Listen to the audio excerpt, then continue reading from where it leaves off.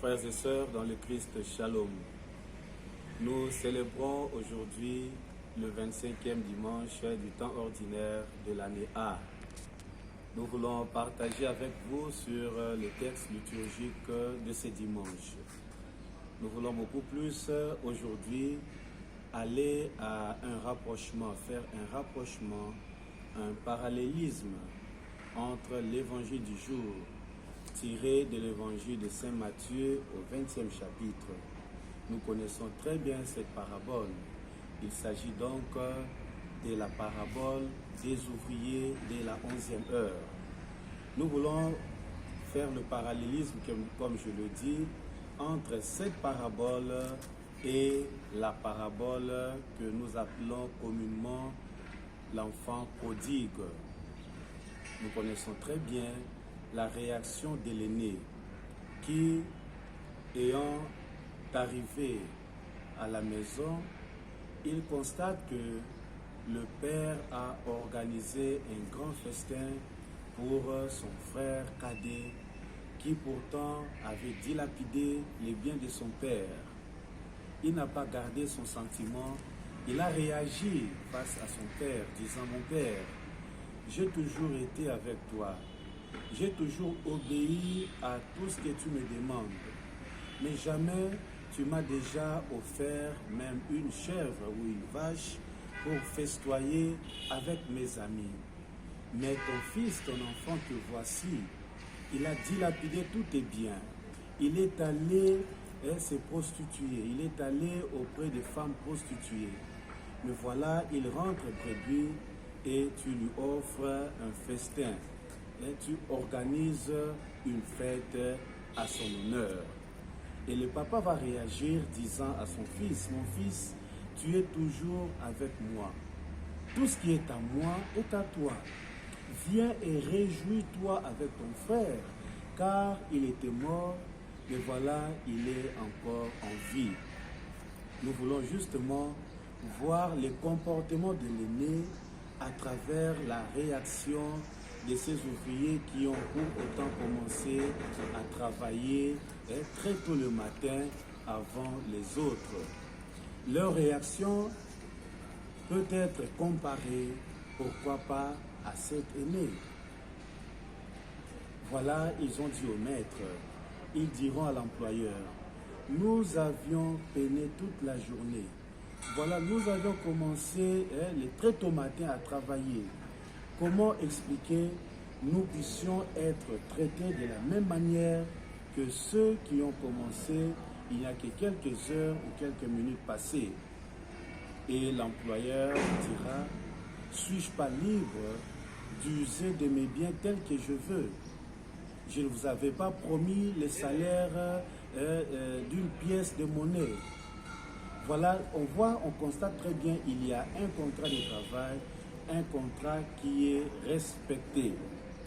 La législation sociale, selon Jésus, selon Dieu, est tout à fait respectée et mise en application. Mais ce qui doit être souligné ici, c'est beaucoup plus la générosité de cet employeur qui offre à ceux qui sont venus le matin, même à ceux qui sont venus le soir, le même salaire, c'est-à-dire le salaire qui est équivalent au travail d'un jour. Chers frères et sœurs, la première lecture nous dit: les pensées de Dieu ne sont pas les nôtres. Ou bien les pensées de Dieu diffèrent aux nôtres. Dieu a sa façon d'agir, Dieu a sa méthode d'agir. Dieu veut le bien de tout le monde. Et Dieu veut surtout que nous puissions réjouir du bien des autres, nous réjouir avec les autres. Nul ne peut prétendre réfléchir ou penser à la place de Dieu. Justement, ces ouvriers qui ont commencé le matin voulaient penser à la place de leur chef. Et tu devrais nous donner un salaire beaucoup plus supérieur aux autres puisque nous avions commencé avant. Jésus clôture cette parabole par cet avertissement en disant: le premier seront le dernier et les derniers seront le premier. C'est-à-dire Dieu choisit ou prend la partie des plus faibles. Et Dieu cherche justement à élever le faible, comme la Sainte Vierge Marie le dit dans le Magnificat, et aussi Anne, la mère de Samuel plutôt, l'a si bien chanté lorsqu'il rendait grâce à Dieu pour l'enfant Samuel. Saint Paul nous dit dans la deuxième lecture, notre vie doit appartenir dans son entièreté au Christ. Si nous vivons, nous devons vivre pour le Christ. Et Saint Paul dit, pour moi, vivre, c'est le Christ. Voilà, chers frères et sœurs, lorsque notre vie devient une propriété du Christ, nous chercherons nous aussi à notre tour à chercher le bien des autres, le bien de nos frères, le bien de nos sœurs. Et la réussite ou bien l'exploit, la prouesse de nos frères, de nos sœurs, seront en même temps notre joie. Nous allons nous épanouir, nous réjouir avec les autres.